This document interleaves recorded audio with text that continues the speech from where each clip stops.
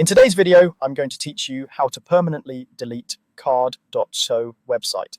If you've decided a site has served its purpose and you're ready to remove it for good, I'll walk you through the exact clicks to make it happen and share a few quick tips so you don't lose anything important by accident. Start by heading to your card dashboard. After you log in, you'll land on a page that shows all the sites tied to your account. Think of this as your control center. Every site is represented by a thumbnail card with a title and a small preview. This is where you'll initiate the deletion. Next, locate the site you want to delete. If you only have a couple of projects, a quick glance will do. If you have many, take a moment to scroll through the list and double check the thumbnail and title so you're targeting the correct one.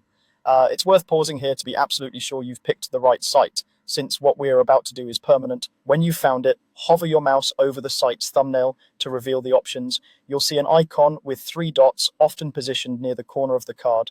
Click those 3 dots to open the site's options menu. If you're on a phone or tablet, tap the site, then tap the options icon to get the same menu. From the menu, choose delete. Card will display a clear warning letting you know that this action can't be undone. Take a moment to confirm you truly want the site gone. If the site is linked anywhere, removing it will break those links. If you're using a custom domain or have a pro plan, remember that deleting the site doesn't automatically change your domain settings or cancel any billing. Those are managed separately. To finalize, click delete again to confirm. This second click is the point of no return. After you confirm, Card permanently removes the site from your account and the content cannot be recovered.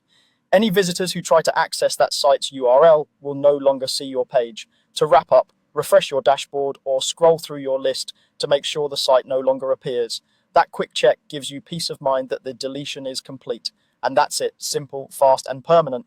If you're cleaning up multiple projects, repeat the same process for each one, taking a moment every time to confirm you're deleting the correct site.